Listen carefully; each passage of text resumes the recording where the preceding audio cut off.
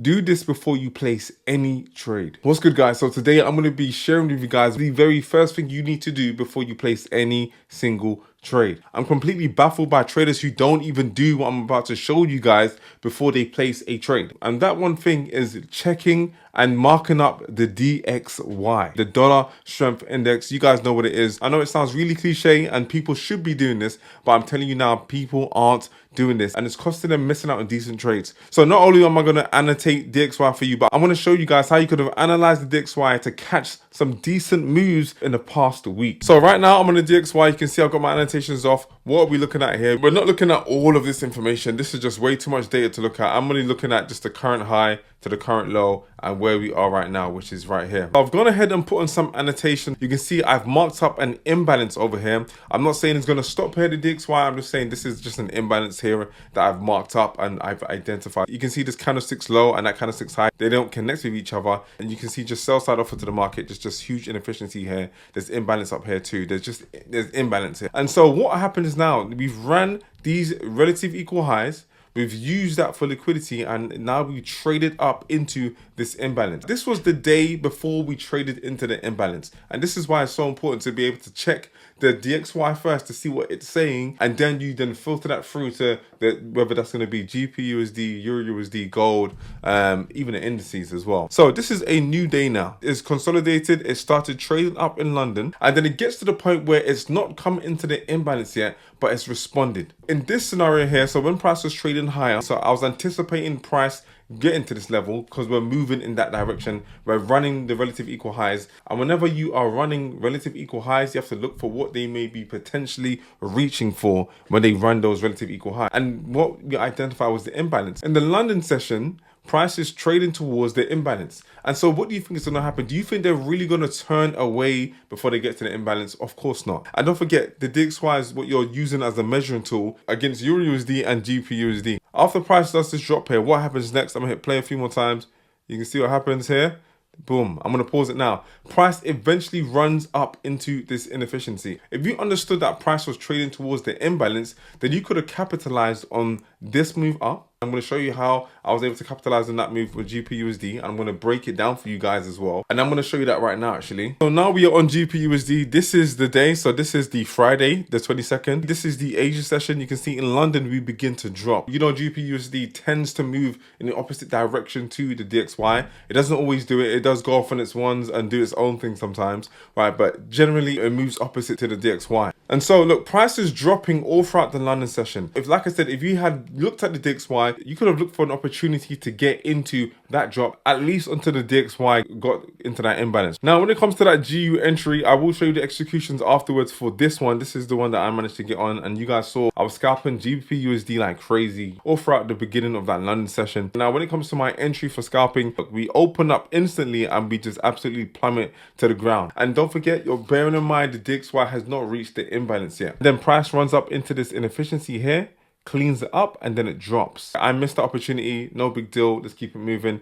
Then once again, look, we run the low again. We see that this candlestick runs this low, leaves inefficiency, price trades into that again, and what does it do? It drops again. So the next one here, look, you can see price drops again, runs out liquidity, leaves inefficiency here.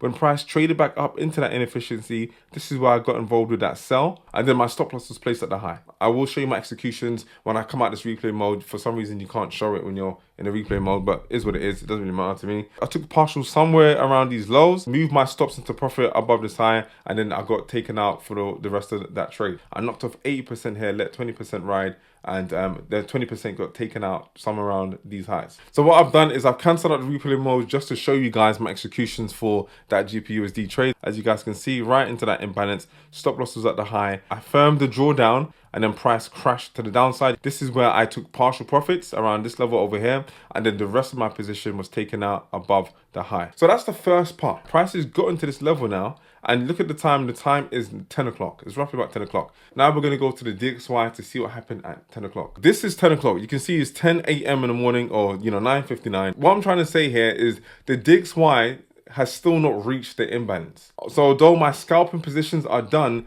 it's not reached the imbalance. It's very close, it's teasing, but like I said, it's still not reached the imbalance yet. You always expect price to get to a specific area, a point of interest, before it turns around. My point of interest was the imbalance. So this is how I knew there was going to be one more push, at least one more push up to get to the imbalance. And I'm going to hit play a few times just so you guys can see what happened after that, and I'm going to break it down too. There we go. So as you can see right here, look what happens right over here. Price then runs the low. So this is what happens at 10 o'clock. So this is why you saw GBPUSD push up higher. And like I said, it had not reached the imbalance yet. And so this is why I actually get into another sell on GBPUSD. And I will be showing you guys the screenshots for that too. If my point of interest is the imbalance and price has not reached there yet, I should still be of that same mindset for price to get to the imbalance. This is why after I was done with the scalping, I jumped into another position on GBPUSD. I'm going to show you that right now. And I want you just to bear in mind when price started pushing up higher. Look, we just tapped into it here. So it was roughly about 10:37, 10:40-ish.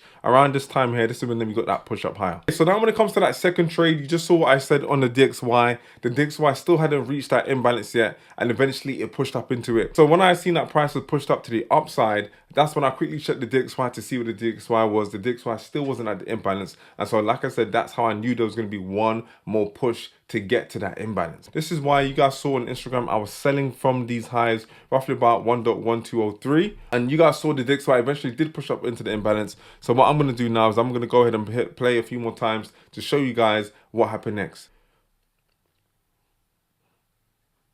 There we go. Big push to the downside. Huge push to the downside. Although the move looks really small in the DXY, on GU absolutely crashed. I believe there was even some news that even popped off. GU absolutely crashed in that moment. This is where I entered. As you guys can see, I entered roughly about 1.203. And you saw I'm selling from this high. It's dropped all the way down to this low now. I did take partials along the way, so it's not a full position that's running to those lows, just so you guys know. The reason I was holding the GU sells was because of this. One of the reasons why you would want to hold a position like that was because of this. Look at this high over here. We have our down close candle here, so I'm gonna go ahead and mark that up for you. This is our down close candle. We also have an up close candle here. So we have our down close candle, we have our up close candle. This up close candle gets produced the moment we trade beneath the low. But you can't bank in it if it doesn't trade through a down close candle. Price never traded through the down close candle. Then price produces triple highs. So you know they're going to run above that. And then price produces relative equal highs over here.